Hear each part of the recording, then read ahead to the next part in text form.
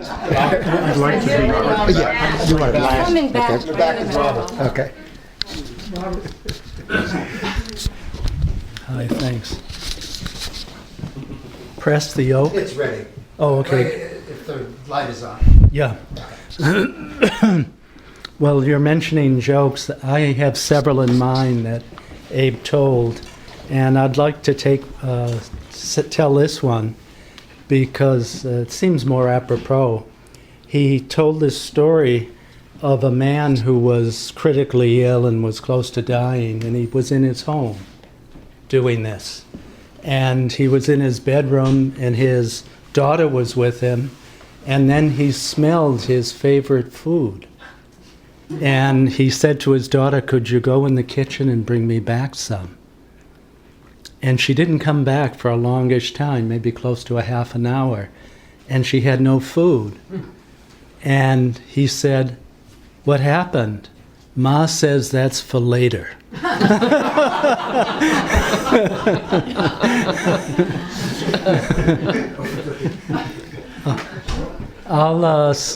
I spent a lot of time, at least for me, in the last year coming down and visiting Abe, at least twice a month or at least once a month, just to talk with him and in a certain way do closure with him.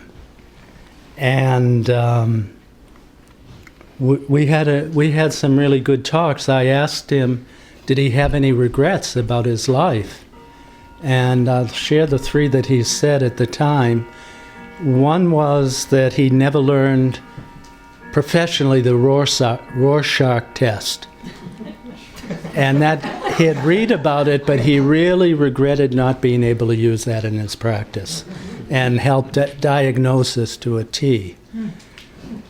A second one was that he regretted he really didn't have a loving mother. And the third, let me try to remember that. That may slip and come back into memory. But there was a third one that was pretty brief. It was a regret, another regret he had, but I'll let it go. It'll come back. A was a major influence in my life. I first met him, I had done some work with Fritz Perls, and I wanted a Gestalt therapist. I'd been through therapists from different backgrounds, and Abe was referred to me. I think he had an office on Union Street at the time. I didn't get to see him for a couple of years due to personal reasons, and I'd like to share one of his interventions with me. In his, and it's pure Abe. And I'll speak about a couple of others. Abe, I had a lot of father transference on him, of course, and he looked a little bit like my father and had a certain energy. And he said something one day that really got me in session. And I was afraid, and so what I had worked out with my father was to ask a question that was just loaded with passive-aggressive hostility.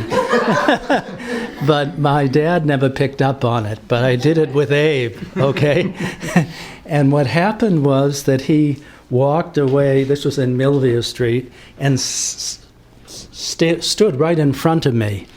And he was angry, but it was all, he never was out of control. I could feel the energy of it. And he looked at me, and I was like a 6-year-old frightened kid. And he said, "You can take it." It was an incredible gift of mirroring something to me that I didn't know I had. It wasn't a verbal thing like da-da-da-da. It was a direct, immediate intervention. It changed my whole life. I'll tell a couple more like that about Abe. We used to play tennis twice a week, and I originally started out as a therapist, analyst with him, and then I said, I saw his tennis rackets all over there, and I said, I play tennis. He said, would you like to play? And we started playing.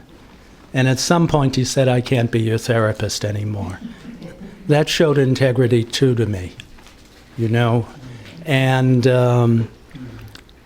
on the codependent part, one time we went and once of the 2 times we'd have breakfast together, and one time he threw his coat right on the chair that was beside me. He wasn't angry, but he just threw it, And I,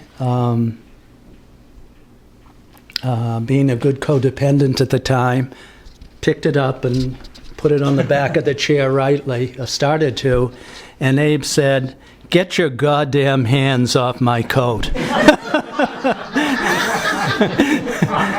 That was another intervention, as it's called, in terms of codependency, right? What's the third regret? The third regret, well, when it comes to me, I'll be happy to tell you. It was something along those lines.